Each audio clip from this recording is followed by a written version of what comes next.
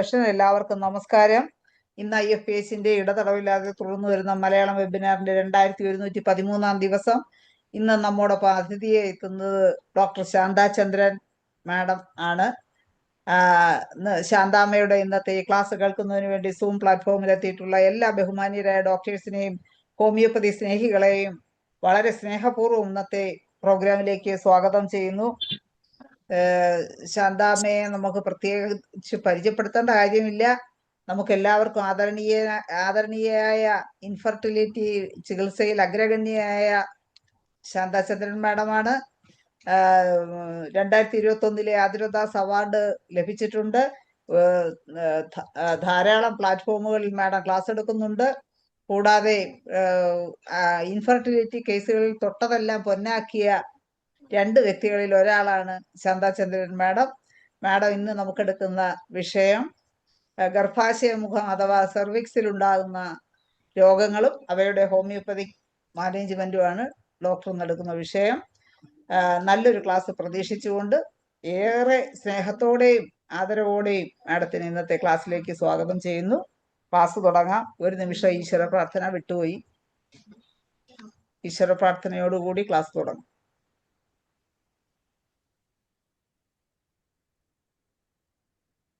നന്ദി. മാഡത്തിന് ക്ലാസ് തുടങ്ങും. എല്ലാവർക്കും നമസ്കാരം. ശൈലയുടെ നല്ല വാക്കുകൾക്ക് ഒരുപാട് നന്ദി. IFPSന്റെ സാരഥികൾക്ക് ഒരിക്കൽ കൂടെ നമസ്കാരം പറഞ്ഞുകൊണ്ട് ഞാൻ എൻ്റെ ക്ലാസ് തുടങ്ങുകയാണ്. Shaila, is it okay? ശബ്ദം എല്ലാം കാണാം, കേൾക്കാം. ഓക്കെ.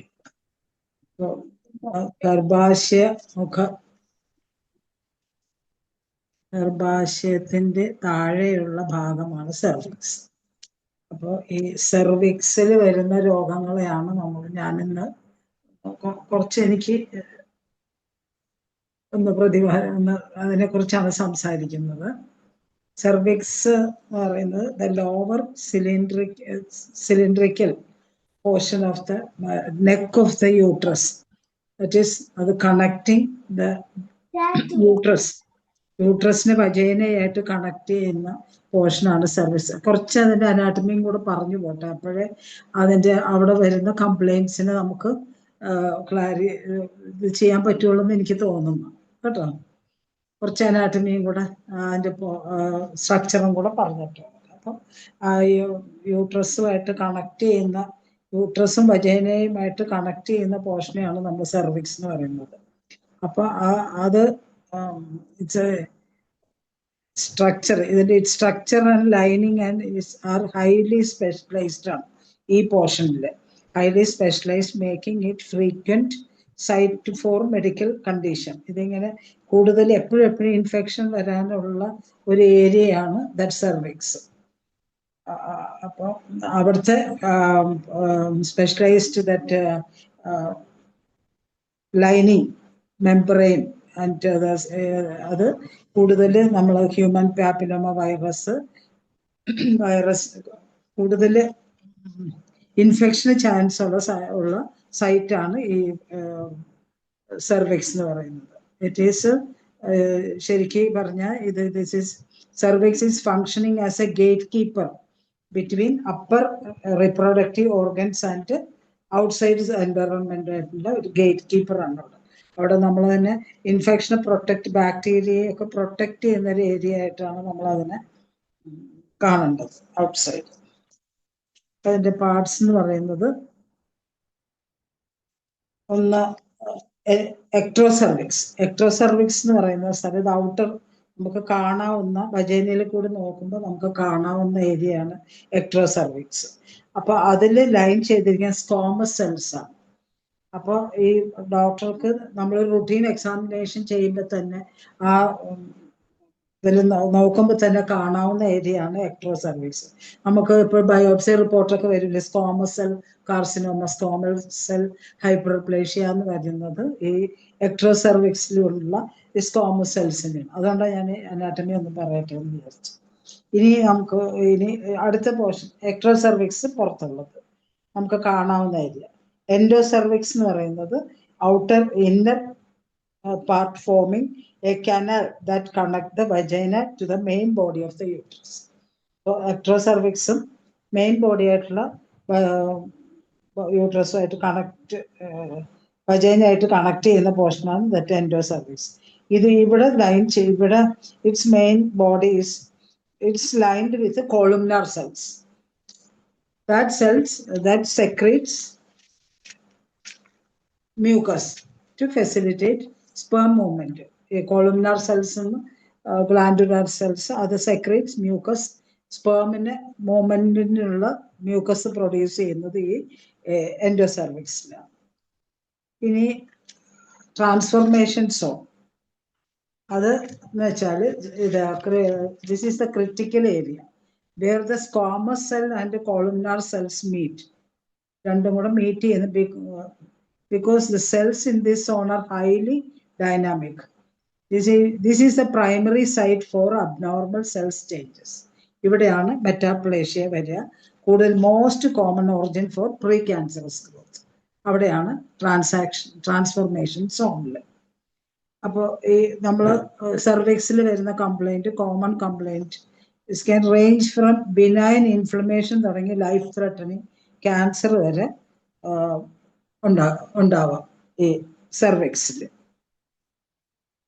ഒന്നാമത്തെ കോമൺ കംപ്ലൈൻറ്റ് ഓഫ് സെർവിക്സ് ഒന്ന് സെർവിസൈറ്റിസ്.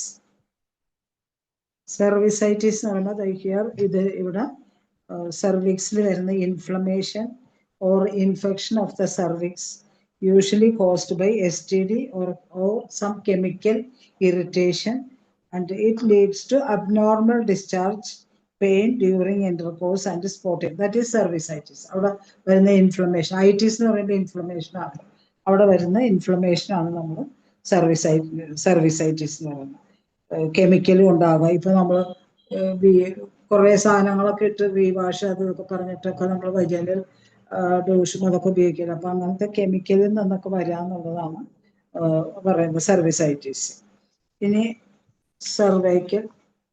cervical dysplasia, the presence of abnormal cells, that is precancerous cells on the surface of cervix, typically caused by HPV.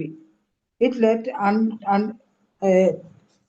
ഈ വൈറസിനെ അതുകൊണ്ടാണ് ഇവിടെ സർവൈക്കൽ ഡിസ്പ്ലേഷ്യ വരുന്നത്.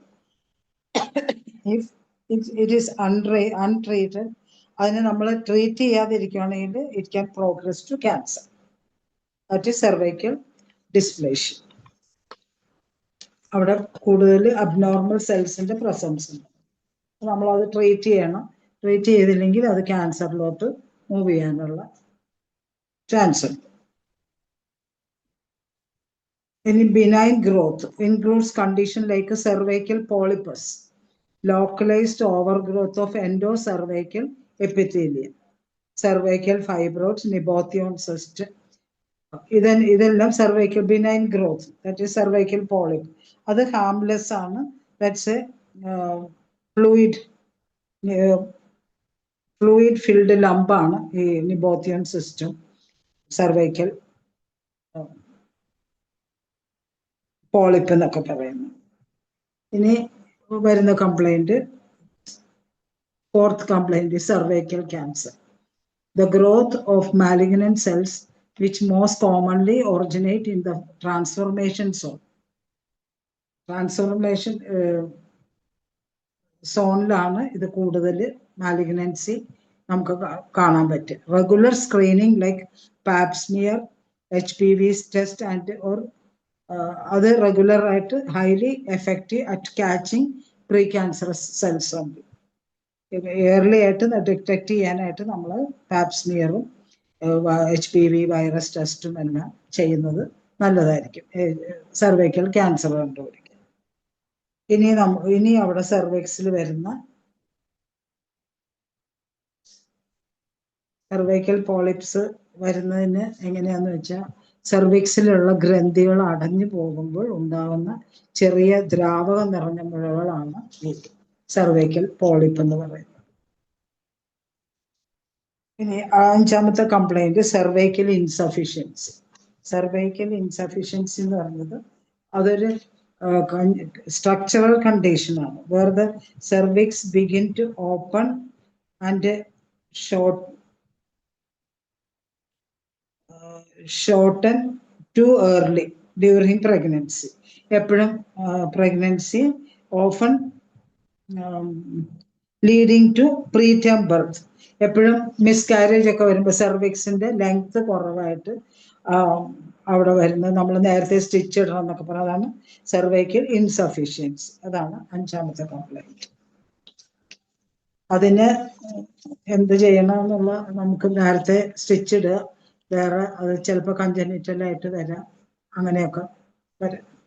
ഇനി 6ാമത്തെ കംപ്ലൈന്റ് സെർവൈക്കൽ ഇറോഷൻ. ഇത് വരുന്ന ഗർഭപാത്രത്തിന്റെ ഭാഗത്ത് കാർന്ന് ക്ഷയിച്ചു പോകുന്നതിനെയാണ് സെർവൈക്കൽ ഇറോഷൻ എന്ന് പറയുന്നത്. അതൊരു കോമൺ ആയിട്ട് നമുക്ക് കാണുന്ന ഒരു കംപ്ലൈന്റ് ആണ് അല്ലേ. ഇനി വരുന്നത് നമുക്ക് അടുത്ത കംപ്ലൈന്റ് സെർവൈക്കൽ സ്റ്റെനോസിസ്. അപ്പോൾ cervical stenosis are major culprit causing infertility. The cervical canal is narrowed and occasionally the whole lumen is obliterated. ഇത്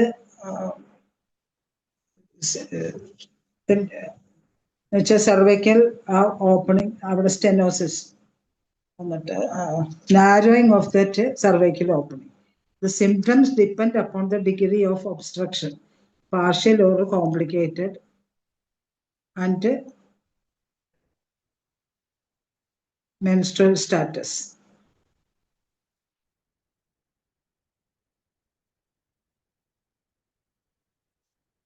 Cervical stenosis, it can be due to ഒരു സർജറി കൊണ്ട് വരാം, ഒരു atrophy of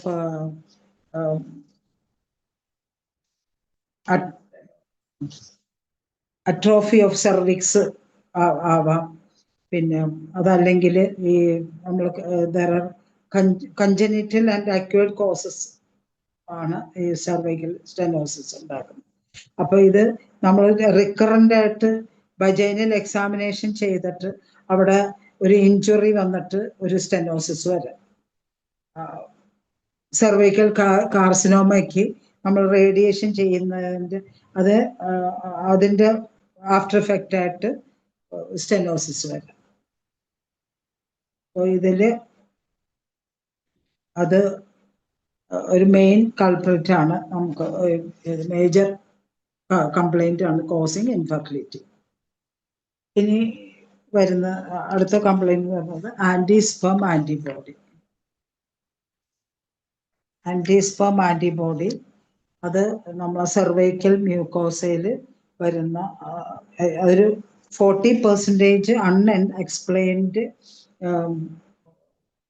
ഇൻഫെർട്ടിലിറ്റിയിൽ വരുന്ന reason ഇത് ആന്റിസ്പെർം ആന്റിബോഡിയാണ്. അത് മിക്കവാറും ഒരു IVF ഒക്കെ ചെയ്യേണ്ടി വരുമ്പോൾ ആന്റിസ്പെർം ആന്റിബോഡിക്ക് അത്ര ഇമ്പോർട്ടൻസ് കൊടുക്കുന്നില്ല. ഇത് എന്തുകൊണ്ടാണ് വരുന്നത് വെച്ചാൽ ഇമ്മ്യൂൺ സിസ്റ്റത്തിലെ immune system protein that mistakenly target sperm cells as a foreign body. എന്നിട്ട് അതിനെ by coating or attacking the സ്പെർമിന്റെ മൂവ്മെന്റ് കുറയ്ക്കും. മൂവ്മെന്റ് കുറയ്ക്കുകയും ചെയ്യും. That prevent sperm penetrating and എഗ്ഗിനെ പെനിട്രേറ്റ് ചെയ്യാൻ പറ്റാത്ത രീതിയിൽ ആന്റിസ്പെർം ആന്റിബോഡി അവിടെ മൂവ്മെന്റ് കുറയ്ക്കും. അതൊരു മെയിൻ കാരണമാണ് ഇൻഫെർട്ടിലിറ്റിയിൽ. ഇനി സെർവിക്സിൽ വരുന്ന മറ്റൊരു അസുഖം മറ്റേതെന്ന് പറഞ്ഞാൽ insufficient cervical mucosa. Cervical secretion കുറയുമ്പോൾ cervical secretion is necessary to transport and nourish the spermatozoa. That depends on this insufficient cervical mucosa depends on pituitary and ovarian function. Infection from any source can change a cervical mucosa. Psychological complaint acts also. പിന്നെ certain ഡ്രഗ്സും കൊണ്ടും വരാം. അപ്പോൾ ഇത് എല്ലാമാണ് ഈ cervical complaints ഒക്കെ. ഇനി എന്തെങ്കിലും ഞാൻ വിട്ടുപോയിട്ടുണ്ടോ? ആരെങ്കിലും ഒന്ന് പറയാമോ? സർവൈക്സിൽ വരുന്ന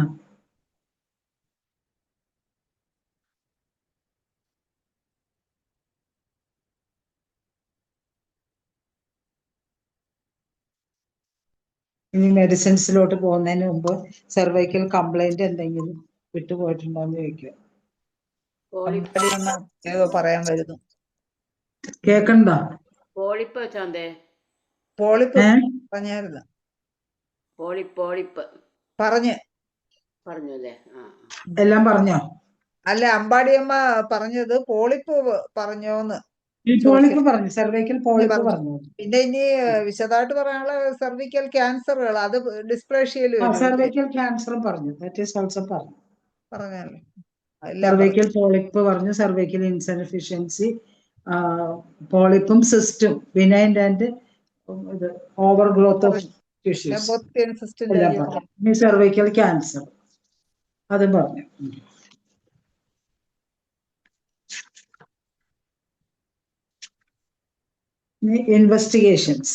ഇൻവെസ്റ്റിഗേഷൻ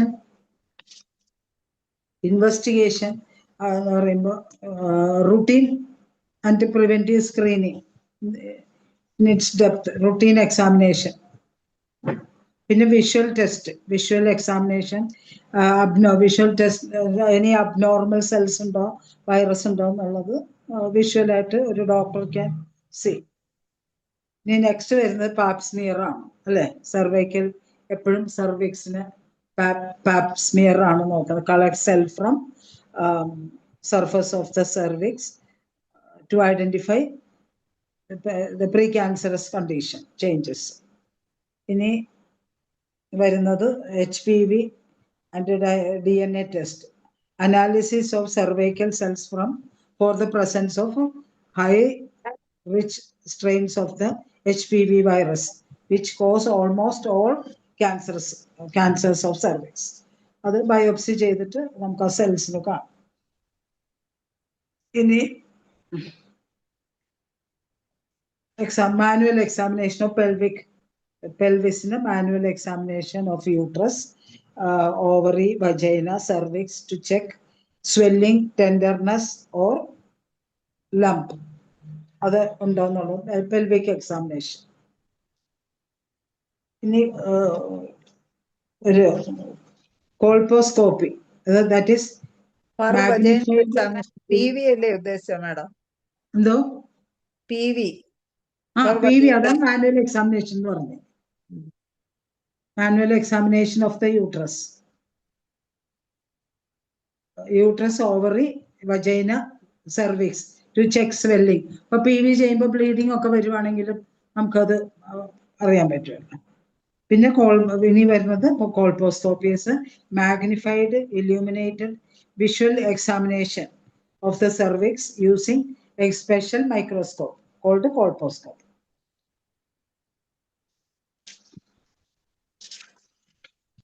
പിന്നെ മോഡേൺ ആയിട്ടുള്ള ഒരുപാട് ടിഷ്യൂസ് examination investigations ഒക്കെ ഉണ്ട്. Tissue sampling, if abnormally spotted during colposcopy, a tissue sample is typically removed for microscopic exam. colposcopy ചെയ്യുമ്പോൾ കാണുന്ന ഒരു അബ്നോർമൽ സെൽസ് ആണെങ്കിൽ അതിനെ എടുത്തിട്ട് അതിനെ എക്സാമിൻ ചെയ്യും. പിന്നെ പഞ്ച് ബയോപ്സി, വെറുതെ സ്മോൾ ഷാർപ്പ് സർക്കുലർ ടൂൾ വെച്ചിട്ട് ഒരു punch, a tiny sample of the tissue, abnormal tissue ഉള്ളോടൊന്ന് അത് എടുത്തിട്ട് അത് ചെക്ക് ചെയ്യുന്നതാണ് പഞ്ച് ബയോപ്സി എന്ന് പറയുന്നത്. ഇനി എൻഡോസർവൈക്കൽ ക്യൂറേഷൻ, അത് DNC ചെയ്തിട്ട് ക്യൂറേറ്റ് ചെയ്തിട്ട് ആ സർവൈക്കൽ ടിഷ്യൂസ് എടുത്തിട്ട് അത് ചെക്ക് ചെയ്യുന്നതിനാണ് എൻഡോസർവൈക്കൽ ക്യൂറേറ്റിംഗ്സ്. ഇനി അല്ലാതെ ലീപ്പ് എന്ന് പറഞ്ഞ ലൂപ്പ് ഇലക്ട്രോ സർജിക്കൽ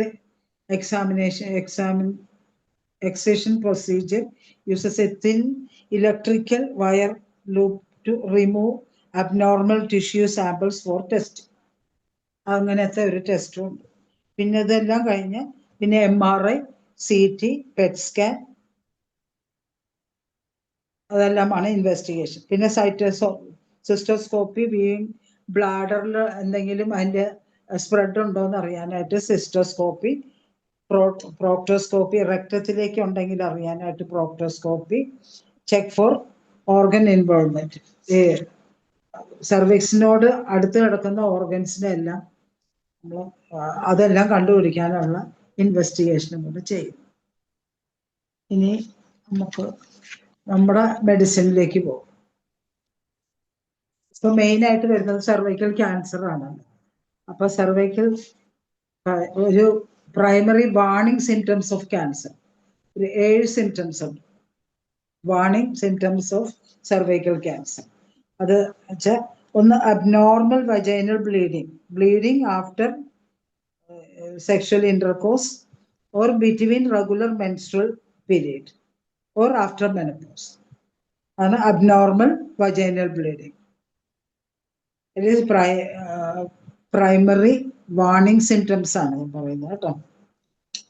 ഒന്നാമത്തെ. രണ്ടാമത്തെ ഹെവിനെസ് ഓർ ഹെവിനെസ് അല്ല, heavy or longer period menstrual bleeding that is more usual ഉള്ളതിനേക്കാളും ഹെവിയർ ആയിട്ടുള്ള bleeding, longer and heavier bleeding, അത് വന്നാലും നമ്മൾ ശ്രദ്ധിക്കും.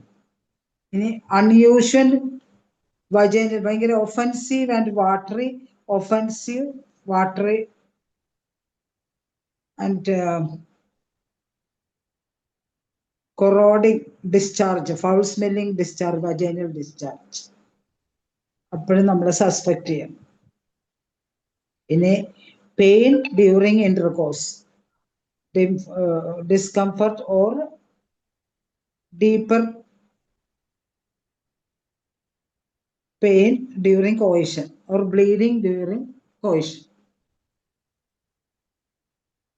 അടുത്തത് അഞ്ചാമത്തത് pelvic or low back pain, persistent aches, abnormal ആയിട്ട് പീരീഡ്സ് വരുമ്പോഴല്ല, പീരീഡ്സ് വരുമ്പോൾ ബാക്ക് പെയിൻ ഉണ്ടാകും, അതല്ലാതെ കോൺസ്റ്റന്റ് ആയിട്ട് ഒരു ലോ ബാക്ക് പെയിനും പറയുമ്പോൾ നമ്മളത് pelvic area low back and that occurs outside.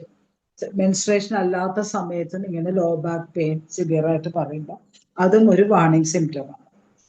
ഇനി പറയുന്ന unexplained swelling in one or, 2 കാലിലും ഇങ്ങനെ നീര് മാറി വരിക, അൺഎക്സ്പ്ലെയിൻഡ് സ്വെല്ലിംഗ്.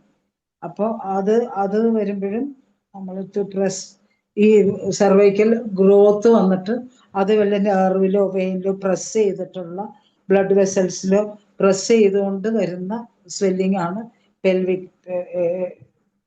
പെൽവിസിൽ പ്രസ് ചെയ്യുന്നതുകൊണ്ട് വരുന്ന എഡീമ, കാലിൽ വരുന്ന swelling, one or both legs. അതും പിന്നെ നമ്മൾക്ക് ഇപ്പോൾ 7ാമത്തെ സിംറ്റം വെച്ച് അൺഎക്സ്പ്ലെയിൻഡ്, സാധാരണ ക്യാൻസർ സിംറ്റംസ് അൺഎക്സ്പ്ലെയിൻഡ്, ഭയങ്കര ക്ഷീണം, പിന്നെ വിശപ്പ് കുറവ്, വെയിറ്റ് കുറഞ്ഞു വരിക, അതെല്ലാം കൂടെ ഇത് ഇത്തരം സിംറ്റംസ് വരുമ്പോൾ നമ്മളൊരു സസ്പെക്ട് ചെയ്യണം എന്നുള്ളതാണ്.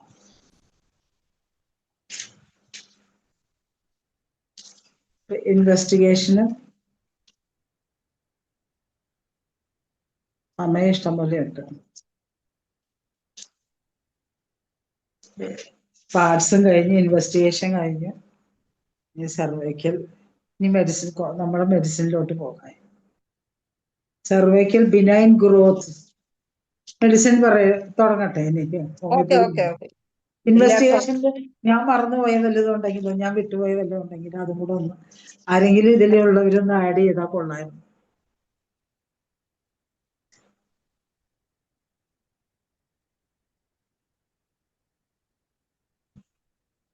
സെർവൈക്കൽ പോളിപ്പില് മെഡിസിൻ പറയട്ടെ. ഫോർ സെർവൈക്കൽ പോളിപ്പ്, അതാണ് നമുക്ക് കോമൺ ആയിട്ട് വരിക അല്ലേ. അപ്പോ സെർവൈക്കൽ പോളിപ്പില് അത് as A benign fluid collection ആണ്. ഫ്ലൂയിഡ് കളക്ഷൻ ആയതുകൊണ്ട് തന്നെ ഫ്ലൂയിഡ് കളക്ഷനിൽ വരുന്ന അത് ഈ സെർവൈക്കൽ ഗ്ലാൻസിന്റെ അടഞ്ഞിട്ട് അവിടെ ഒരു ഫ്ലൂയിഡ് കളക്ഷൻ ആയിട്ട് ഒരു ലംബ് ഫോം ചെയ്യുന്നത്. അപ്പൊ അങ്ങനെയുള്ള ലംബിനൊക്കെ നമ്മൾക്ക് കൊടുക്കാൻ നിബോത്തിയം സിസ്റ്റ്, സെർവൈക്കൽ ഫൈബ്രോയിഡ് ഇതിനെല്ലാം കൊടുക്കാൻ പറ്റുന്ന കൽക്കേരിയ കാർബ്, യൂഷ്വലായിട്ട് നമ്മൾ കൊടുക്കാൻ പറ്റുന്ന കൽക്കേരിയ കാർബ്, തൂജ, കാലി അയഡൈഡ്, ഫോസ്ഫറസ്. ഇതിൽ ഏറ്റവും എനിക്ക് കൂടുതൽ സെർവൈക്കൽ പോളിപ്പ് എന്ന് പറഞ്ഞ് വന്ന് കിട്ടിയിരിക്കുന്നതിന് സൈലീഷ്യക്കാണ് കൂടുതൽ ആക്ഷൻ കിട്ടിയത്. സൈലീഷ്യ 30. മറ്റേതെല്ലാം 30 കോൺസ്റ്റിറ്റ്യൂഷണൽ ആണോ? എന്തോ ബാക്കി മെഡിസിൻ 30 ആണോ? അതെ.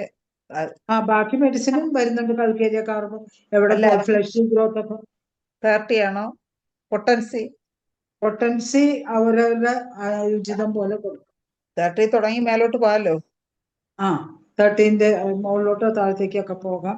പിന്നെ ഈ കൽക്കേരിയ കാർബ് 10 കൊടുത്തിട്ട് സൈലീഷ്യ 6 കൊടുത്തിട്ട് പിന്നെ പോയി നോക്കുമ്പോഴും പോളിപ്പ് അടന്നു പോയിട്ടുണ്ട്. നടന്നു അത് പോവും. നടന്നു പോവും അല്ലേ? അടന്നു പോകുന്നുണ്ട്. പിന്നെ തൂജ നമ്മൾ കോൺസ്റ്റിറ്റ്യൂഷൻ മെഡിസിൻ ആണ് ഏറ്റവും ഇതായിട്ടുള്ളത്. പക്ഷെ ഇത് സൈലീഷ്യ ബ്ലൈൻഡ് ആയിട്ട് സൈലീഷ്യ കൊടുത്തിട്ട് എനിക്ക് എഫക്റ്റ് കിട്ടിയിട്ടുണ്ട്. ഞാൻ കൊടുത്തിട്ടുള്ള മെഡിസിൻ ഞാൻ പറഞ്ഞത്.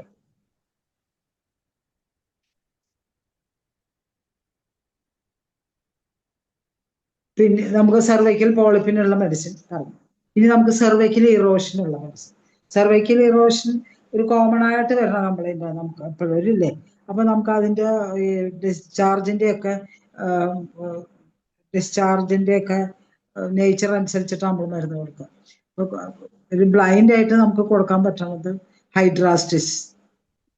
ഹൈഡ്രാസ്റ്റിസ് ടിങ്ചറോ 3x കൊടുക്കാം. പിന്നെ ക്രിയോസോട്ട്. ഒഫൻസീവ് ഡിസ്ചാർജ്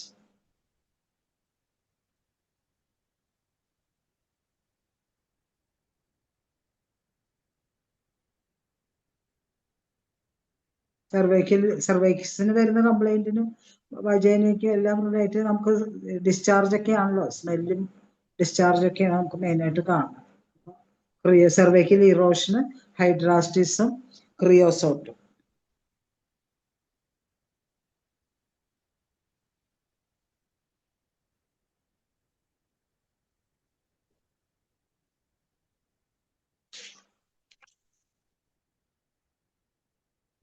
ഒരു മെഡിസിനും കൂടെ ഞാൻ കൊടുത്തിട്ട് എനിക്ക് സ്പൈറാന്തസ് അതാണ് തോന്നുന്നത്.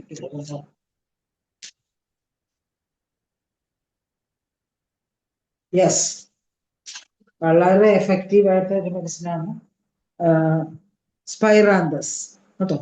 സ്പൈറാന്തസ്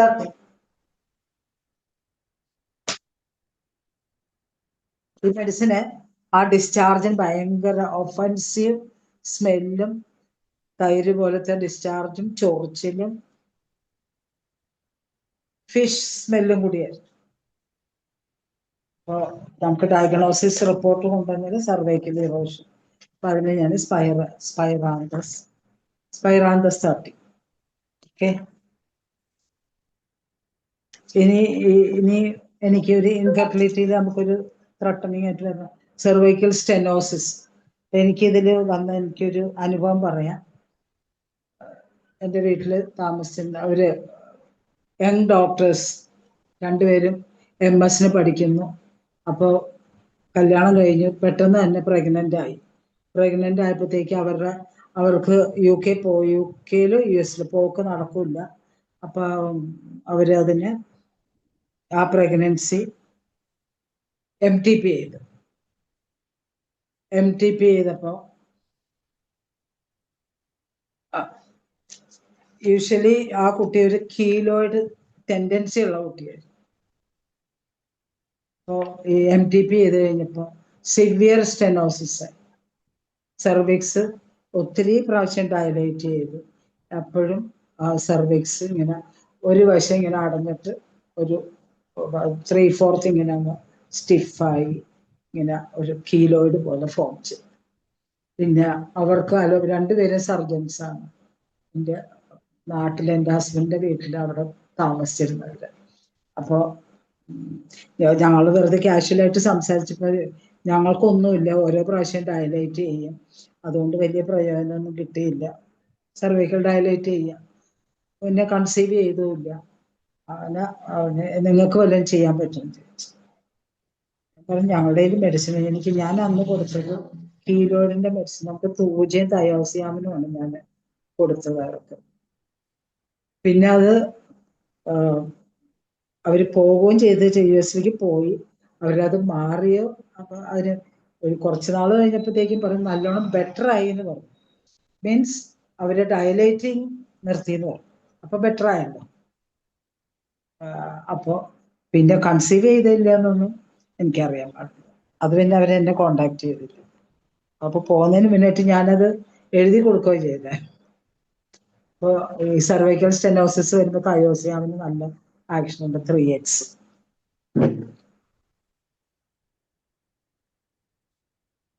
പിന്നെ നമുക്ക് സർവിക്സിൽ വരുന്ന ഇതിന് ആന്റിസ്പേം ആന്റിബോഡിക്ക് എല്ലാവർക്കും അറിയാമല്ലോ, ഹൈഡ്രാസ്റ്റിസും ഇച്ചിനേഷ്യയും ഡിഫ്തീരിനും ആന്റിസ്പേം ആന്റിബോഡിക്ക് കൊടുക്കുന്ന മെഡിസിൻസ്, സർവൈക്കൽ ആന്റിബോഡി ഉള്ളപ്പോൾ അത് കൊടുക്കും. അതാണ് മെഡിസിൻ. ഈ സർവൈക്കൽ ഇൻസഫിഷ്യൻസിക്കുള്ള ഡ്രഗ്സ് നമുക്ക് അല്ല ഇൻസഫിഷ്യൻ മറ്റത് ഏതൊക്കെയാ പറഞ്ഞേ? ഹൈഡ്രാസ്റ്റിസും ആന്റിസ്പേം ഹൈഡ്രാസ്റ്റിസ്, ഇച്ചിനേഷ്യ, ഇതൊക്കെ ടിഞ്ചർ ആണോ? ഡിഫ്തീരിനം ടിഞ്ചർ ആണോ? ഇച്ചിനേഷ്യ ടിഞ്ചറോ 3x കൊടുക്കാം. ഇച്ചിനേഷ്യ ടിഞ്ചർ, ഹൈഡ്രാസ്റ്റിസ് ഇച്ചിനേഷ്യ 3x ഓർ ടിഞ്ചർ. ഹൈഡ്രാസ്റ്റിസ്. പിന്നെ ഡിഫ്തീരിനം CM ആണ് ഞാൻ കൊടുക്കാറ്.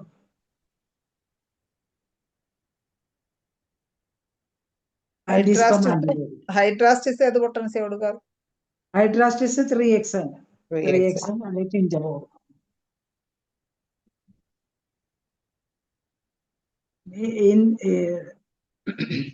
സർവൈക്കൽ ഇൻസഫിഷ്യൻസിക്ക് ആർക്കെങ്കിലും ഈ പ്രിമച്വർ ഡെലിവറി വരില്ലേ, മിസ്കാരേജ്, അപ്പൊ നമ്മൾ സ്റ്റിച്ച് ഇടേണ്ട സ്റ്റേജ് വരത്തില്ലേ, അപ്പൊ അതിന് ആർക്കെങ്കിലും അനുഭവം ഉണ്ടെങ്കിൽ എനിക്കും കൂടെ പറഞ്ഞു തരണേ. ഇനി നമുക്ക് അവിടെ ഇൻസഫിഷ്യന്റ് സർവൈക്കൽ മ്യൂക്കോസ, അവിടെ ഡ്രൈനെസ് വരുമ്പോൾ അതിനുള്ള മെഡിസിൻ സൈക്കോളജിക്കൽ എഫക്റ്റും കൊണ്ടും വരാം.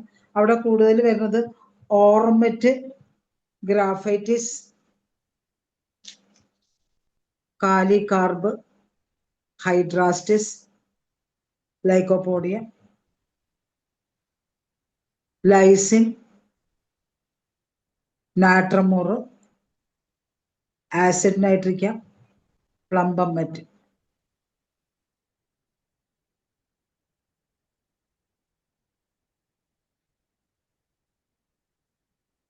ഇൻഫെക്ഷൻ കൊണ്ട് വരാം ആ ഡ്രൈനെസ്സിനൊക്കെ.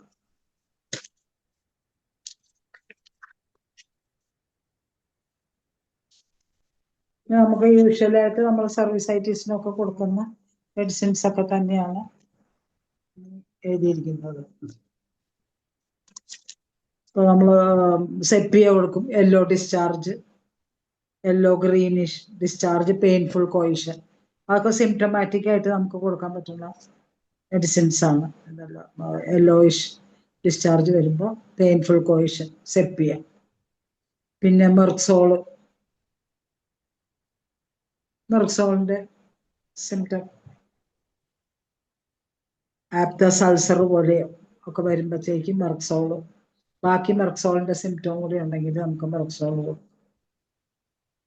പിന്നെ ഈ ക്രിയോസോട്ട് ഏറ്റവും ഒഫൻസീവ് ആയിട്ടുള്ള ഡിസ്ചാർജ് വരുമ്പോൾ ക്രിയോസോട്ടിന് വരും യെല്ലോ ഡിസ്ചാർജ്, യെല്ലോ ബ്രൗണോ ഒക്കെ വജൈനൽ ഡിസ്ചാർജ്. അപ്പൊ ഈ സെർവൈക്കൽ ഇറോഷനും ആകാം, സർവീസൈറ്റിസ് ആകാം, ഇനി കംപ്ലൈന്റിനൊക്കെ നമ്മൾക്ക് സിംറ്റമാറ്റിക് ആണല്ലോ നമ്മൾ കൊടുക്കുക. ഡയഗ്നോസിസ് ഒരു വഴിക്ക്. പിന്നെ ഇത് ക്രിയോസോട്ട് സെർവൈക്കൽ ക്യാൻസറിനും വളരെ എഫക്റ്റീവ്. ഒരിക്കൽ രാധാകൃഷ്ണൻ പറഞ്ഞിട്ടുണ്ടായിരുന്നില്ലേ, ക്രിയോസോട്ട് കൊടുത്തിട്ടാണ് സർവൈക്കൽ ക്യാൻസർ മാറ്റിയത്. അപ്പൊ ബേണിംഗ് പെയിനും ജെനിറ്റൽസ്, ജെനൈറ്റൽ ഇറിറ്റേഷനും വജൈനൽ ഡിസ്ചാർജിനും ഇതിനെല്ലാം നമുക്ക് ബ്രൗൺ ഡിസ്ചാർജ് ഇതിനൊക്കെ നമുക്ക് കൊടുക്കാൻ പറ്റുന്നതാണ് ക്രിയോസോട്ട്. വളരെ ഇമ്പോർട്ടൻ്റ് ആയിട്ടുള്ള മെഡിസിനാണ്. ഇനി belladonna, active sudden onset intense inflammation, അങ്ങനെ വരുമ്പോൾ നമുക്ക് ബെലഡോണ കൊടുക്കാം.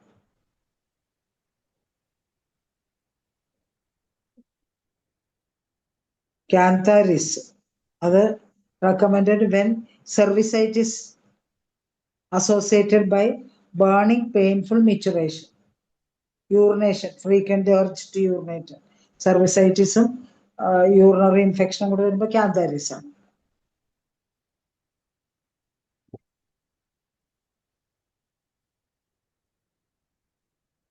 ഇനി വരുന്ന പൾസാറ്റില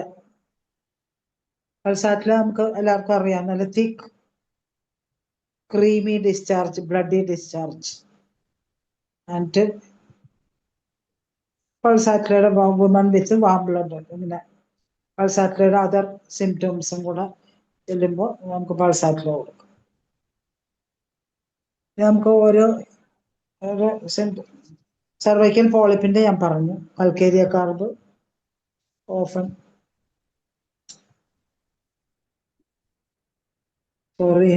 കൽക്കേരിയ കാർബ് കോൺസ്റ്റിറ്റ്യൂഷൻ ആണെങ്കിൽ പെട്ടെന്ന് തന്നെ അത് എഫക്ട് ചെയ്യും കൽക്കേരിയ കാർബ്. പിന്നെ സൂജ, സാധാരണ നമ്മൾ benign growth of warts, polypus, mucus, ഇതിൽ സൂജ ഇവിടെ വരുന്നുണ്ടല്ലോ വജൈനൽ പോളിപ്പിന്.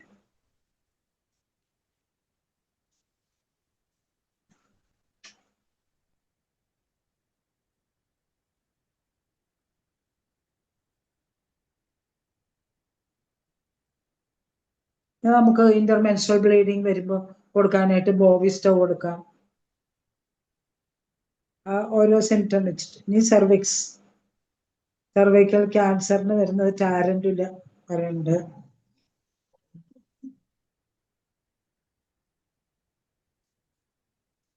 കൽക്കേരിയ ഫ്ലൂർ ഗ്രോത്തിന്, calcarea fluor, കാലിയാർസ്.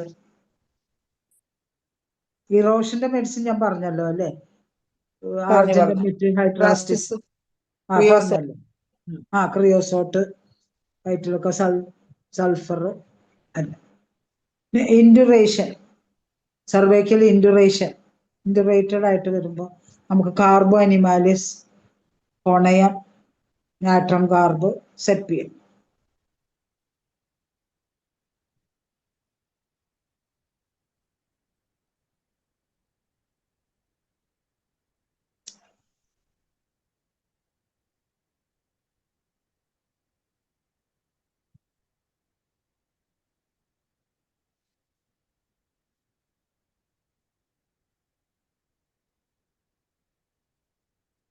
Cervix open dilated as if, അങ്ങനെ വരുമ്പോൾ ലക്കേസിസ് സാനിക്കുല കൊടുക്കാം.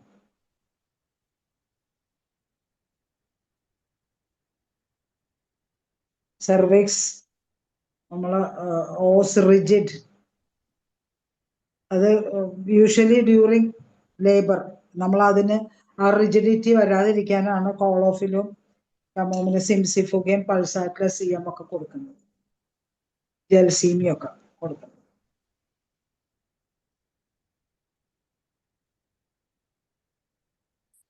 Cervix very painful, gossypium. Spongy cervix ആണെങ്കിൽ argentum metallicum. Ulceration, cervical ulceration പറയുവാണെങ്കിൽ ബ്യൂഫോ, മെഡോർണ, മെസേറിയ. ഇത്രയൊക്കെ ഞാൻ എഴുതിയിട്ടുള്ളൂ. ഇനി എല്ലാവരുടെയും കോൺട്രിബ്യൂഷൻ വരും.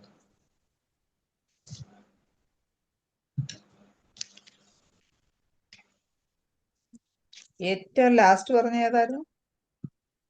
Cervical spongy cervix, urgent met, അത് കഴിഞ്ഞിട്ട് ആർജന്റം മെറ്റ്.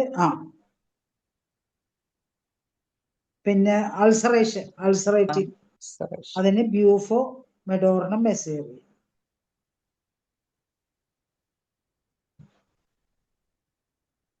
പിന്നെ സെർവിക്സ് പ്രൊലാപ്സും കൂടി ഉണ്ടെങ്കിൽ ആർജന്റൈൻ നൈട്രേറ്റ്. ഈ വാർഡ്സിന് കലണ്ടുല നല്ല മെഡിസിൻ ആണ് കേട്ടോ. സൂജ മാത്രമല്ല, സൂജ, കലണ്ടുല, മലാൻഡ്രിന. ബ്ലാക്ക് കളറിലെ വാട്ടാണെങ്കിലോ? ആ ബ്ലാക്കിഷ്. ബ്ലാക്കിഷ്. അതിന് കലണ്ടുല നല്ലതാണ്. ഇത്രയുമാണ് ഞാൻ എഴുതിയിരിക്കുന്നത്. ഇനി സെർവിക്സിൽ വരുന്ന ബാക്കി മെഡിസിൻസ് എല്ലാവരും ഒന്ന് പറയും. അമ്പാടിയും വന്നിട്ടുണ്ട്, സുഹൃത്ത്, പ്രിയ സുഹൃത്ത്. പീപ്പിളിലുള്ള അൾസറേഷൻ ഓഫ് സെർവിക്സിന് ആസിഡ് സൾഫ് നല്ലതാ Shanta. Ulceration in aged people in cervical region. കേൾക്കുന്നില്ല.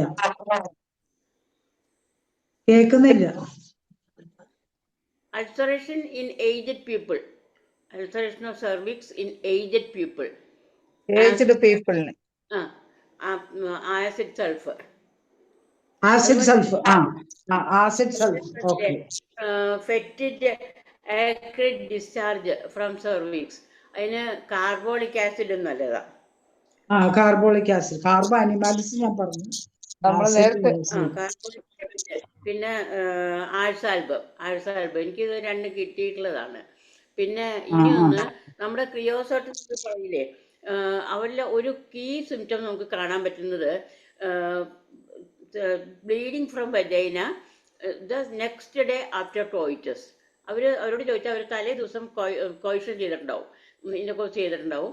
പിറ്റേ ദിവസം അവർക്ക് ഈ ബ്ലീഡിങ് വരികയാണെങ്കിൽ ക്രിയോസോട്ട് വണ്ണം കൊടുത്തു കഴിഞ്ഞാൽ പെട്ടെന്ന് ഇഫക്റ്റ് കിട്ടുന്നുണ്ട്. ഇത് നമുക്ക് പത്മനാഭൻ ഡോക്ടർ പറഞ്ഞു തന്നതാ, ഓർമ്മയുണ്ടോ ശാന്തയ്ക്ക്? ക്രിയോസോട്ടിൻ്റെ ഒരു പെർട്ടിക്കുലർ സിംറ്റമാണ് അതെന്ന് പറയുന്നത്. പിന്നെ അവരോട് ഇതിലെ സ്വിച്ച് ബാത്ത് എടുക്കാൻ പറയണം. സ്വിസ് ബാത്ത് എടുക്കാൻ പറയും. സെർവിക്സില് നമ്മൾ കോമൺ ആയിട്ട് പറയുന്നതല്ലേ എല്ലാവരും എടുക്കുകയും. ഇൻഫെർട്ടൈൽ പീപ്പിൾ ആണെങ്കിൽ അവരോട് കോൾഡ് വാട്ടർ മതി എന്ന് പറയണം. അതല്ല മെനോപോസൽ ഏജിലോ അല്ലെങ്കിൽ ഇൻഫെർട്ടിലിറ്റിക്ക് അല്ല നമ്മൾ ഇത് ചെയ്യുന്നതെങ്കിൽ അവരോട് ഇത്തിരി വാം വാട്ടറിൽ കുറച്ച് ഉപ്പും കൂടി ഇട്ടിട്ട് സ്വിച്ച് ബാത്ത് എടുക്കാൻ പറയണം. ഞാൻ സാധാരണ പറയുന്നതാണ്. പിന്നെ എല്ലാം ശാന്ത ഓൾമോസ്റ്റ് എല്ലാം കവർ ചെയ്തിട്ടുണ്ട്. എന്നായിരുന്നു ഇനിയും വരണം ഇങ്ങനെ. ഇപ്പൊ ഈ മോഡേൺ ഇതിന് പ്രിവെൻഷൻ ആയിട്ട് സർവൈക്കൽ ക്യാൻസർ പ്രിവെന്റ് ചെയ്യാനായിട്ട് വാക്സിൻ കൊടുക്കണം എന്ന് പറയുന്നുണ്ടല്ലോ. അപ്പൊ പേഷ്യൻസ് വന്ന് ചോദിക്കുന്നുണ്ട്, ഈ വാക്സിൻ 15 വയസ്സുള്ള പെൺകുട്ടികൾ തുടങ്ങിയിട്ട് വാക്സിൻ എടുക്കണോന്ന് പറഞ്ഞ് ചോദിക്കുന്നുണ്ട്. എന്താണ് അതിനെ കുറിച്ചുള്ള അഭിപ്രായം? ഒന്ന് ഡിസ്കസ് ചെയ്തിട്ടുള്ളത്.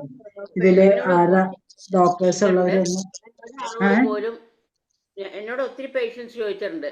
പക്ഷെ ഞാൻ ഒരാളോട് പോലും ഫേവറബിൾ ആയിട്ട് പറഞ്ഞിട്ടില്ല. ഞാൻ പറയും നിങ്ങൾക്ക് അതിന്റെ ആവശ്യമില്ല. നമുക്ക് എന്തെങ്കിലും സിംറ്റം കണ്ടു കഴിഞ്ഞാൽ നമുക്ക് ഇപ്പോഴേ തന്നെ അതിനെ ഫേവറബിൾ ആയിട്ട് പറഞ്ഞില്ല എന്ന് വെച്ചാൽ നമ്മൾ അതിന് അവർക്ക് റീസൺ പറഞ്ഞു കൊടുക്കണ്ടേ? റീസൺ പറഞ്ഞു കൊടുക്കണം നമുക്ക്. അതൊരു എല്ലാവർക്കും ഇങ്ങനെ കമ്പൽസറിലി വരുന്ന ഒരു ഇതൊന്നുമില്ല. 100% ഇത് വരുന്ന ഒരു ഇതൊന്നുമല്ലല്ലോ. ഇപ്പൊ എന്താണ് മീസിൽസും വൂപ്പിംഗ് കോഫും ഒക്കെ നമ്മൾ ശരിക്കും അത് കുട്ടികൾക്ക് വരണം എന്നാണ്. വന്നു കഴിഞ്ഞാൽ അവർക്ക് ആ ഒരു ഇമ്മ്യൂണിറ്റി പവറും ഇതെല്ലാം കിട്ടും. ഇപ്പൊ ഇവരെന്താ ചെയ്യണ എല്ലാത്തിനും ഈ വാക്സിനേഷന്റെ ഒത്തിരി ആഫ്റ്റർ എഫക്റ്റ് ഇല്ലേ? മാത്രമല്ല മാഡം, അന്ന് ഈ സെർവിക്സ് ക്യാൻസർ ഉണ്ടാകാനുള്ള ഒരു സാധ്യത പാപ്പിലോമ വൈറസ് കൊണ്ട് മാത്രമാണോ? അല്ലല്ലോ. പിന്നെ നിരന്തരം സർവീസൈറ്റിസ് വരികയും അല്ലെങ്കിൽ അന്ന് വായിച്ചപ്പം നോക്കിയപ്പം കണ്ടത് ഈ സെക്ഷുവൽ ഹൈജീൻ കുറവ്, മൾട്ടിപ്പിൾ പാർട്ട്ണർ ഇതൊക്കെ കൊണ്ടും വരാം എന്നാണ് കണ്ടത് അല്ലേ? റീസൺ സെർവിക്സ് ക്യാൻസർ വരാനുള്ള കാരണം ഇതെല്ലാം. മാഡം 2 സിസ്റ്റം ഓൺ ചെയ്തിട്ടുണ്ടോ? ശാന്താചന്ദ്രൻ മാഡം പോയി. ഇപ്പൊ കുഴപ്പമില്ല. അപ്പൊ ഇതുമൊക്കെ റീസൺ. അമ്പാടിയും റേഞ്ച് ഇല്ലേ? അപ്പൊ ഇതുമൊക്കെ റീസൺ ആണ്. പാപ്പിലോമ വൈറസ് കൊണ്ട് മാത്രമല്ല സർവൈക്സ് ക്യാൻസർ ഉണ്ടാകുന്നത്. അതെ, അതുകൊണ്ട് നമ്മളത് ഡിസ്കറേജ് ചെയ്യണം.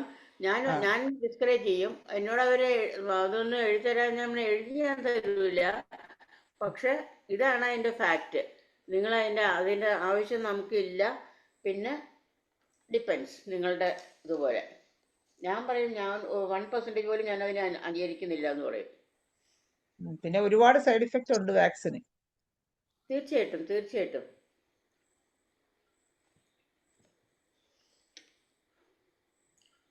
ആ മാഡം ത്തിന് പറ്റത്തില്ലല്ലോ, അൺമ്യൂട്ട് ചെയ്യാനുള്ള ഓപ്ഷൻ ഇടാം മാഡം. ഇനി ഒന്ന് അൺമ്യൂട്ട് ചെയ്തേ. ആ ആ ഇപ്പൊ ശരിയായി.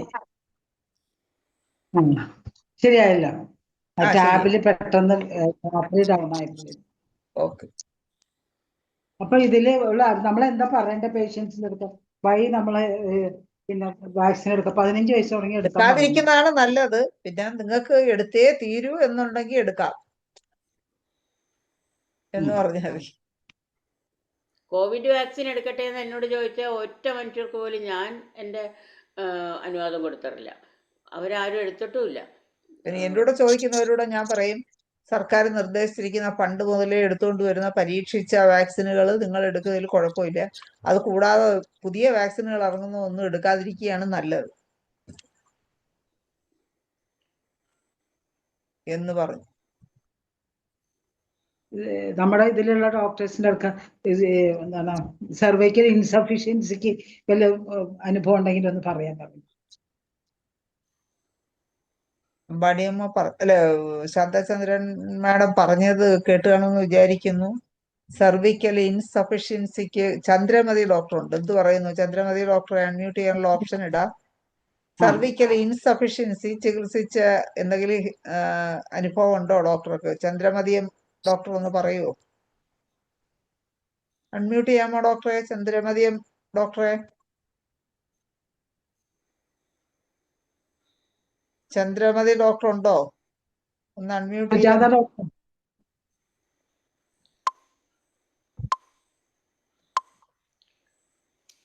ചന്ദ്രമതി ഡോക്ടറെ അൺമ്യൂട്ട് ചെയ്ത് സംസാരിക്കാം. പിന്നെ ആരാണ്? ആലീസ് ഡോക്ടർ ഉണ്ട്. ആർക്ക് വേണമെങ്കിലും അറിയാമോ ഡോക്ടർ? ഷീല ഡോക്ടർ, ഇതാ ഹരിഹരൻ ഡോക്ടർ ഉണ്ട്. ഹരിഹരൻ ഡോക്ടർ ഉണ്ട്. സർവിക്കൽ ഇൻസഫിഷ്യൻസി അൺമ്യൂട്ട് ചെയ്ത് സംസാരിക്കാം.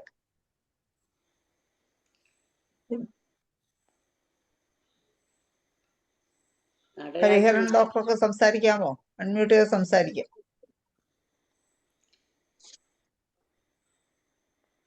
ആരും റെസ്പോണ്ട് ചെയ്യുന്നില്ലല്ലോ. വൈദ്യ ഡോക്ടർ ഉണ്ട്.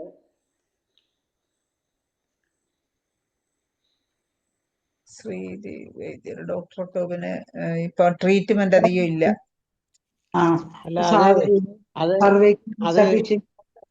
ഹരിഹരൻ ഡോക്ടർ അല്ല, ഞാൻ ഉദ്ദേശിക്കുന്നത് എന്താ വെച്ചാല് ഈ അങ്ങനെ പേര് പറയാതെ സിംറ്റംസ് പറയണം. ആ സിംറ്റംസ് പറഞ്ഞാൽ മാത്രമേ നമുക്ക് അതിന്റെ മെഡിസിൻ കണ്ടുപിടിക്കാൻ പറ്റൂ. സിംറ്റംസ് ഇതാണ്. 5 മാസം ആകുമ്പോ തന്നെ സർവിക്സ് ഓപ്പൺ ആവുക.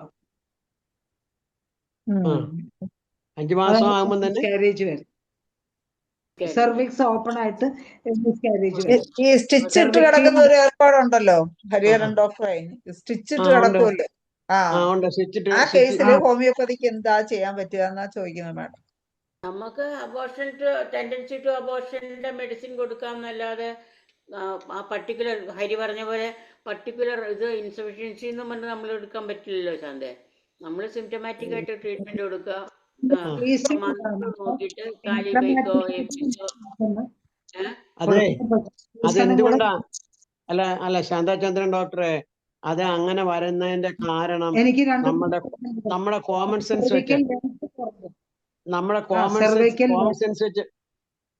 വെച്ച് പറയുവാണെങ്കിൽ ആ സർവിക്കൽ ഏരിയയിലുള്ള മസിൽസിന്റെ കൺട്രാക്ട് ചെയ്യാനുള്ള കാപ്പാസിറ്റി നശിച്ചു പോയതുകൊണ്ടാണ് അതിങ്ങനെ തുറന്നു വരുന്നത്.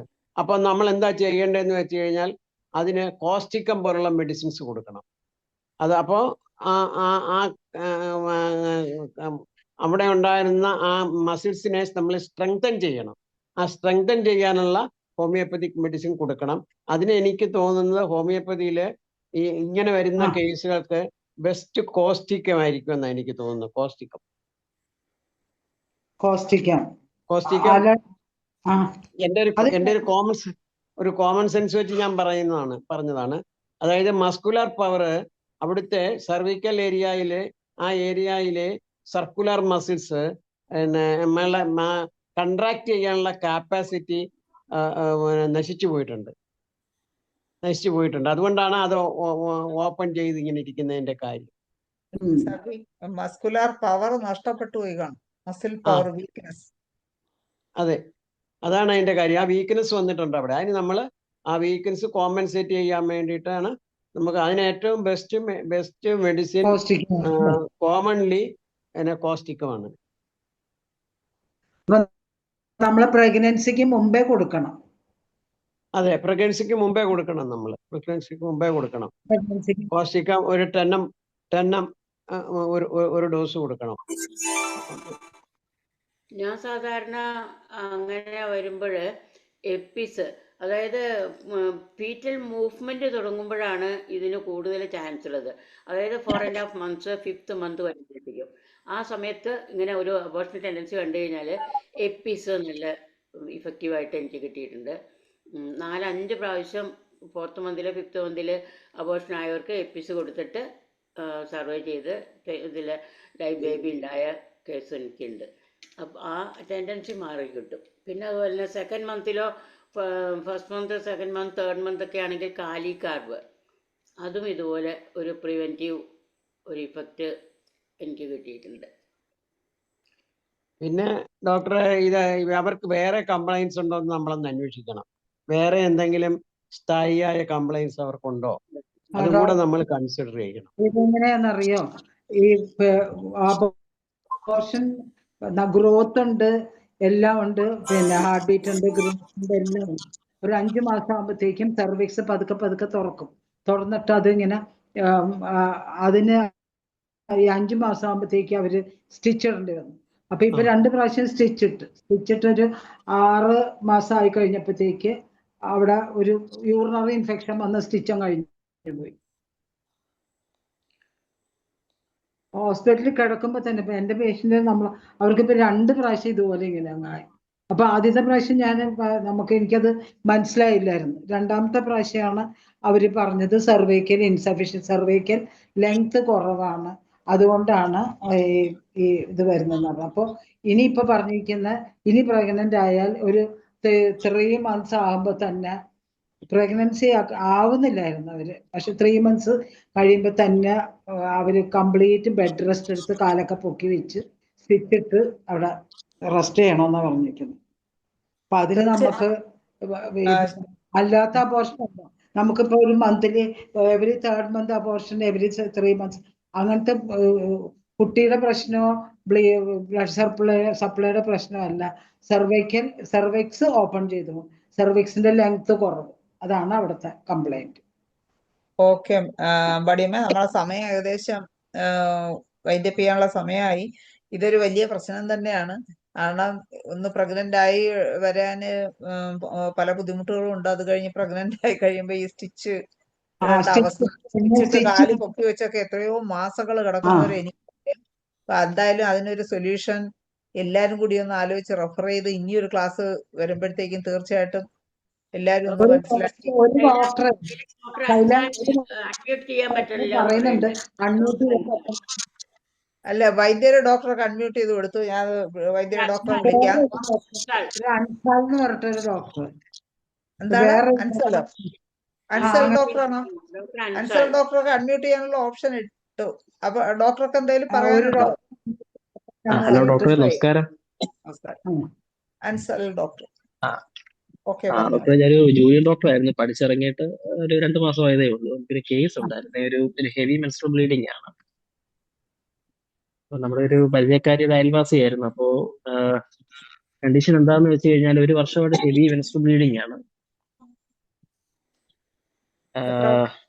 വയസ്സ് വയസ്സ് 39 വയസ്സാണ്. അപ്പൊ ഇത് കാരണം എന്താ വെച്ചാൽ ഒരു ക്രോണിക് എൻഡോമെട്രൈറ്റിസ് പറയുന്നുണ്ട്. Hormonal effect on endometrium with acute on chronic endometritis. പിന്നെ അതേപോലെ ക്രോണിക് സെർവിസൈറ്റിസും പ്രോലിഫറേറ്റീവ് എൻഡോമെട്രിയോടാണ് ബയോപ്സിയിലും ഒക്കെ പറയുന്നത്. എൻഡോമെട്രൈറ്റിസ്. അതെ അതെ, ഒരു ചില്ലി പേഷ്യന്റ് ആണ് കേസ് എടുത്തപ്പോഴേക്കും. പിന്നെ ഹിസ്റ്ററിയിൽ എപ്പിസ്റ്റാക്സിസ് ഉണ്ടായിരുന്നു. അതേപോലെ ഹെഡ് ഏക്കും പറയുന്നുണ്ട്. ഒരു അഗ്രവേഷൻ സ്റ്റൂപ്പിങ്ങും സൺലൈറ്റും ഒക്കെയാണ് പൊതുവെ. ഈ മെട്രൈറ്റിസിന് അതെ, ഏറ്റവും ബെസ്റ്റ് റെമഡി സെപ്പിയാണ്. തെറ്റിയാണല്ലേ? സെപ്പിയാണ്. പക്ഷേ അത് ക്രോണിക് അതാണ് അതിന്റെ ഏറ്റവും നല്ല മെഡിസിൻ സെപ്പിയാണ്. അത് അത് ഡോക്ടർ ഒരു കാര്യം ചെയ്യുക, അത് ചാടിക്കേറി ഹൈപ്പോട്ടൻസി കൊടുക്കണ്ട. അതിന് ഒരു 200 മറ്റോ പൊട്ടൻസി സ്റ്റാർട്ട് ചെയ്യണം.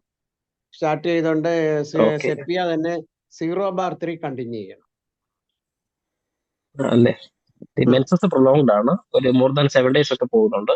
ഡിസ്ഫെനോറിയ അമലറേഷൻ ബൈ ടൈറ്റ് ബാൻഡേജിങ് ആണ്. മെൻസസിന്റെ രീതി പറയുവാണെങ്കിൽ ഒരു മീഡിയം സൈസ് ആണ്. ആദ്യത്തെ 2 ദിവസം സ്ലോ ബ്ലീഡിംഗ് ആണ്. 3 to 4 days ആകുമ്പോഴേക്കാണ് ഹെവി മെൻസ്ട്രൽ ബ്ലീഡിംഗ് വരുന്നത്. മീഡിയം ഒരു മീഡിയം സൈസ് ആണ്. എന്താ മാഡം? ഇല്ല, ചെയ്തില്ല. ഒന്നും കൊടുത്തിട്ടില്ല ഇതുവരെ. ടിഞ്ചറാണോ മാഡം? സെപ്പിയ പൊട്ടൻഷ്യൽ എടുക്കുകയാണെങ്കിൽ ഹമാമിലിസ് ടിഞ്ചർ കൂടെ കൊടുക്കും. അപ്പൊ എന്തായാലും ഡോക്ടർ ഈ ഹമാമിലിസ് ടിഞ്ചറും സെപ്പിയ ഹരിഹരൻ ഡോക്ടർ പറഞ്ഞ പോലെ അതും കൂടെ കൊടുത്തിട്ട് ഇനി അടുത്തൊരു ക്ലാസ്സിൽ ഇതിന്റെ എങ്ങനെയുണ്ടെന്നുള്ള റിസൾട്ട് പറഞ്ഞാൽ മതി കേട്ടാ. എന്തെങ്കിലും മെഡിസിൻ മാറ്റണമെങ്കിൽ അപ്പോൾ നമുക്ക് പുതിയ വിവരങ്ങൾക്കനുസരിച്ച് എന്തായാലും പുതിയ അനൗൺസ്മെന്റ് ഉണ്ട്. പറഞ്ഞോളൂ ഡോക്ടർ. നമ്മുടെ IFBHലോട്ട് സാമ്പത്തിക ആവശ്യമുള്ള സമയമാണ്. ഇത് അസൗകര്യം അടയ്ക്കാത്തവർ ദയവായി ഒരു തുക നിങ്ങളുടെ പേരിൽ IFBHലോട്ട് അയക്കണം. നമ്മുടെ ലിങ്കും എല്ലാം എല്ലാ ദിവസവും അയക്കുന്നുണ്ട്. നമ്മുടെ ഇന്ന് ഫാക്കൽറ്റി ആയിരിക്കുന്ന ശാന്താചന്ദ്രൻ ഡോക്ടറും രമാദേവി അമ്പാടി ഡോക്ടറും ഒക്കെ കഴിഞ്ഞ മാസം 6000 രൂപ വെച്ച് ഒരു വർഷത്തേക്കുള്ള തുക ഒന്നിച്ചടച്ചിരുന്നു. അപ്പം ഇങ്ങനെയൊക്കെ അടയ്ക്കുന്നവരും ഉണ്ട്. അപ്പം നിങ്ങളെ കൊണ്ട് ചെയ്യാവുന്ന ഒന്നിച്ച് അത്രയൊന്നും അടച്ചില്ലെങ്കിലും ഒരു മാസം 500 രൂപ വെച്ചെങ്കിലും അടയ്ക്കണമെന്ന് ഒരു അഭ്യർത്ഥനയാണ്. കാരണം നമ്മുടെ ഈ നിത്യ ചെലവുകൾ കൂടിക്കൊണ്ടിരിക്കുകയാണ്. അതുകൊണ്ട് എല്ലാവരും ഒന്ന് സഹകരിക്കണം. നിങ്ങളെ കൊണ്ട് ചെയ്യാവുന്ന ഒരു തുക മിനിമം 500 രൂപയെങ്കിലും മാസം അയക്കാൻ ശ്രമിക്കണമെന്ന് അഭ്യർത്ഥിക്കുകയാണ്. ഓക്കെ ധനേഷ് ഡോക്ടറെ എല്ലാവരും കേട്ട് കാണുമെന്ന് വിചാരിക്കുന്നു. IFBHന്റെ അക്കൗണ്ടിലോട്ട് സഹായം ചെയ്യാൻ ആഗ്രഹമുള്ളവർ തീർച്ചയായിട്ടും ചെയ്യുക. ഇന്നത്തെ നല്ലൊരു ക്ലാസ് ആയിരുന്നു. എന്തായാലും വളരെ ഇൻഫോർമേറ്റീവ് ആയിട്ടുള്ള ക്ലാസ് ആയിരുന്നു ശാന്താചന്ദ്രൻ മാഡം നമുക്ക് എടുത്തത്. നല്ല ക്ലാസ് എടുത്ത മാഡത്തിന് നന്ദി പറയുന്നതിന് വേണ്ടി ഞാൻ ഡോക്ടർ അൻസലിനെ തന്നെ ക്ഷണിക്കും. അൻസൽ ഡോക്ടറെ ഒന്നുകൂടെ അൺമ്യൂട്ട് ചെയ്ത് മാഡത്തിന് നന്ദി കൂടി പറയണേ. ഡോക്ടർ അൻസൽ. ഓക്കെ മാഡം, ഞാൻ പറഞ്ഞതുപോലെ ഒരു ജൂനിയർ ഡോക്ടറാണ്. സ്ഥിരമായിട്ട് ക്ലാസ്സുകൾ കേൾക്കാറുണ്ടെങ്കിലും ഇപ്പോഴാണ് പ്രാക്ടീസിലേക്ക് ഇറങ്ങിയത്. അപ്പോഴാണ് അതിൻ്റെ ഒരു ബുദ്ധിമുട്ടൊക്കെ മനസ്സിലാകുന്നത്. IFBH നേരത്തെ അറ്റൻഡ് ചെയ്തതിൻ്റെ ഒരു ഗുണം അതൊക്കെ ഫീൽ ചെയ്യുന്നത് നമ്മൾ പ്രാക്ടീസിന് വന്നപ്പോഴേക്കുമാണ്. ഇന്നത്തെ ക്ലാസ് എന്ന് പറയുമ്പോൾ പ്രതീക്ഷിക്കുന്നില്ല ഇത്തരത്തിലുള്ള ഒരു അറിവുകൾ നമുക്ക് ഈ രീതിയിൽ നമ്മൾ പഠിച്ചു പോയിട്ടില്ല, ശ്രദ്ധിച്ചിട്ടില്ല. അപ്പോൾ ഇത്തരം കാര്യങ്ങൾ നമുക്ക് കിട്ടുക എന്നുള്ളത് ഒരു കേസ് വരുമ്പോഴേക്കുമാണ് അതിന്റെ പ്രാധാന്യം മനസ്സിലാവുന്നത്. മാഡത്തിന്റെ ക്ലാസ് വളരെ ഉപകാരപ്രദമായിരുന്നു. അതിന്റെ കൂടെ തന്നെയും കിട്ടുന്ന കേസുകൾ ചർച്ച ചെയ്യാനുള്ള വേദിയായിട്ട് ഇത് മാറുന്നതിൽ വളരെ സന്തോഷമുണ്ട്. അതിൽ ശാന്താചന്ദ്രൻ ഡോക്ടറിനോട് പ്രത്യേകമായി നന്ദി പറയുന്നു. ബാക്കി എല്ലാ ഡോക്ടേഴ്സിനോടും നന്ദി ഞാൻ കൺവേ ചെയ്യും. Thank you madam.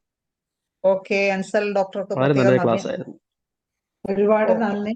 ഞാൻ എൻ്റെ ഇത് കേട്ടതിന് ശ്രമിച്ചതിന് ഈ ഫോറത്തിൽ വന്ന എല്ലാ ഡോക്ടേഴ്സിനോടും ഓരോരുത്തരോടും പ്രത്യേകം നന്ദി പറയും. എന്തായാലും മാഡം വളരെ സന്തോഷം. അതുപോലെ തന്നെ അൻസൽ ഡോക്ടർ ആദ്യമായിട്ടാണ് ഇങ്ങനെ ഒരു നന്ദി പറയാൻ നമ്മൾ ക്ഷണിച്ചത്. എനിക്ക് അൻസൽ ഡോക്ടറോട് പറയാനുള്ളത് അൻസൽ ഡോക്ടറും ഡോക്ടറുടെ കൂട്ടുകാരോടും എല്ലാം പറയണം, ഇതുപോലുള്ള നല്ല നല്ല ക്ലാസ്സുകളാണ് ഈ സൂം പ്ലാറ്റ്ഫോമിൽ നടക്കുന്നത്.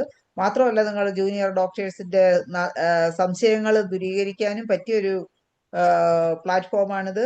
എന്ത് സംശയങ്ങളുണ്ടെങ്കിലും ചോദിക്കാൻ, നിങ്ങളെ സഹായിക്കാനും ഉയർത്തിക്കൊണ്ടുവരാനും ഞങ്ങളെ കൊണ്ടൊക്കുന്ന സഹായം ചെയ്യും.